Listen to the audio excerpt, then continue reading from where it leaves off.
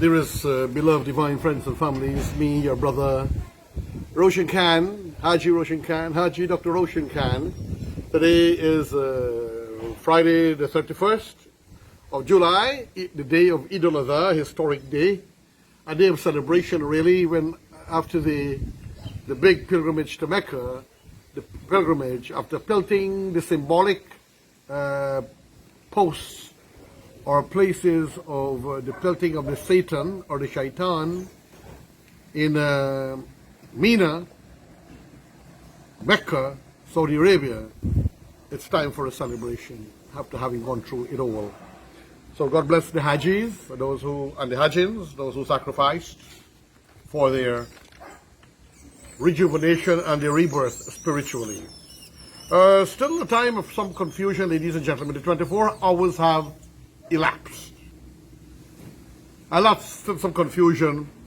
The President, David Arthur Granger, who is still in acting mode, at the opening of the questionable hospital where billions have been spent and billions above what was supposed to be spent, billions more to be spent on this semi-opening to ensure that nobody else get the credit for it, as he will have to give up power, and the People's National Congress government will have to withdraw themselves out of governance. He wanted to he made it clear that he will accept the declaration of the chairman of GCOM. He also said he will not concede, but he will accept any declaration. A dramatic time, worrisome time, painful time still. The 24 hours has passed. I was able to understand legalistically it is neither here nor there.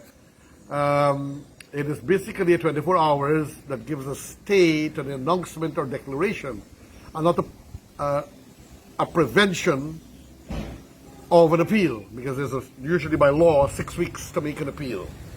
But the 24 hours has passed, and therefore the chairman is convening the meeting on Sunday, and at that meeting could get the proper facts and information, and within hours or the same day possibly, if she wants, could actually declare the president.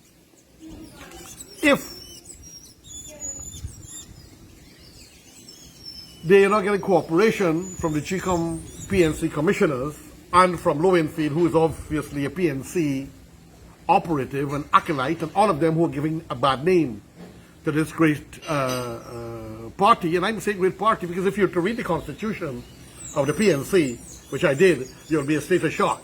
What is significant about it, and its right for democracy, and the vagaries of democracy, and so on.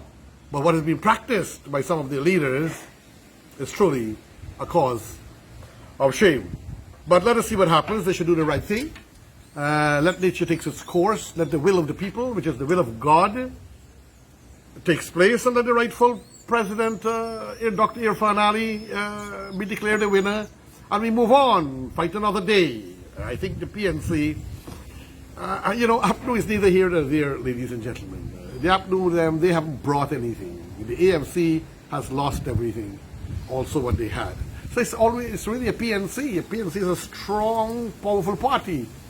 But I think the PNC has done some irreparable damage, and I hope they could regalvanize and try to win some hearts while out of power. But the best time to have won hearts and minds was when you had power. And I'm just saying, a guy like me, you should never have tried to destroy or disaffect, and so on.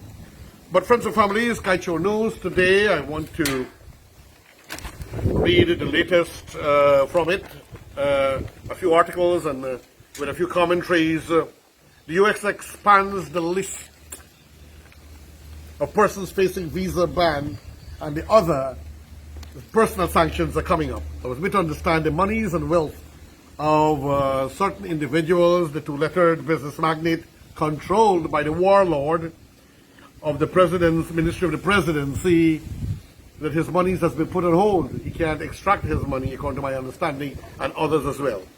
I don't want anybody who has worked for their wealth and their money not to be able to enjoy their wealth.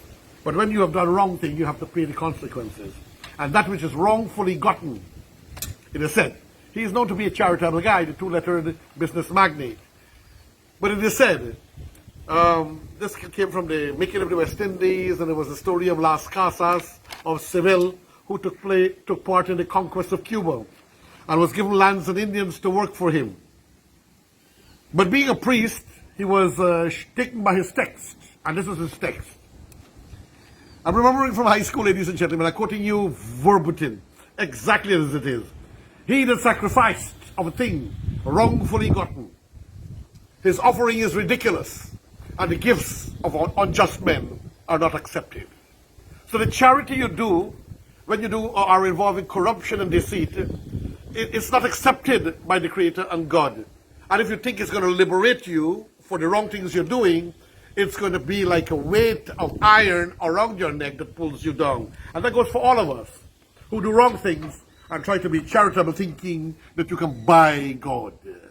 God, divine, beloved friends and families in Guyana, is not for sale. This is your brother, your friend, me, Haji, Dr. Roshan Khan on RAWRKs, Guyana Free Media, in the Raw. US expands the list of persons facing visa ban. Says region refuses to go along with Granger's farce. Not my word, the word of Mike Pompeo of the United States of America through the Western Hemispheric Affairs head Michael Kozak. The United States Acting Assistant Secretary of Western Affairs Michael Kozak has announced that the American government has expanded the pool of persons facing visa restrictions for undermining Guyana's democracy or for being complicit. That means those who were involved also and are not governmental officials, which means the friends, the finances, and so on. He also called the David Granger coalition position on the elections a farce, as it has been claiming that the results of the recount, which shows it lost, are not credible. I repeat that piece. He also called the David Granger coalition position on the elections a farce. It means a fake, those who don't understand. As it has been claiming that the results of the recount, which shows it lost, are not credible. In a press briefing yesterday, Kozak related that the U.S. government has taken steps to advance democracy in the Western Hemisphere, which he called the Hemisphere for Freedom.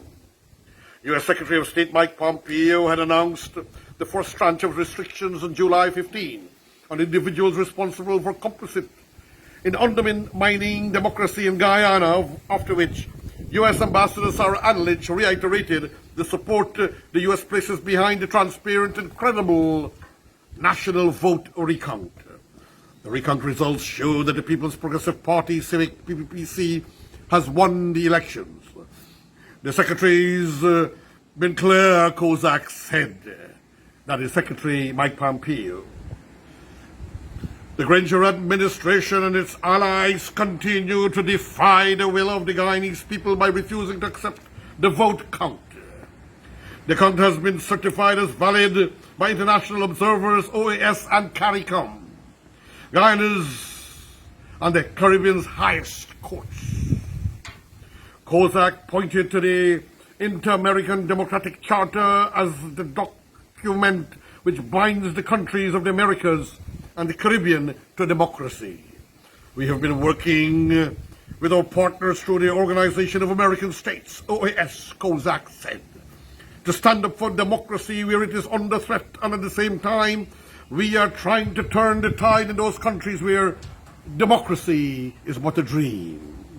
Kozak said that the U.S. joins the rest of the region refusing to go along with this farce. Kozak said that the U.S. joins the rest of the region refusing to go along with this farce. Emphasis, repetition, mind. The announcement came on the same day that Guyana's appeal court made a unanimous ruling, which iterated, amongst other things, that the recounted results must be used for the final declaration, despite stating yesterday that he would accept any declaration made by the chair. Granger's coalition has signaled the intent to appeal the judgment of the court to the Caribbean Court of Justice, which could further frustrate the declaration of the final results of the elections.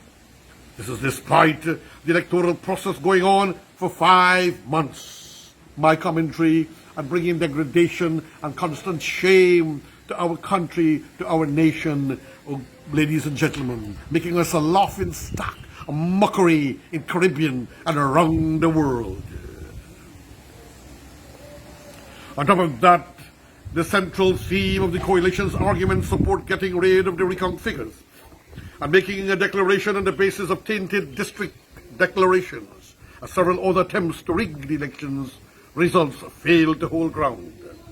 So, friends and family, brothers and sisters, I want to just tell you, that's the end of that article, before I close this part, that there were hundreds of people lined up in front of the old residence, the one flat house, green, nice little house, opposite the cultural center of President David Granger.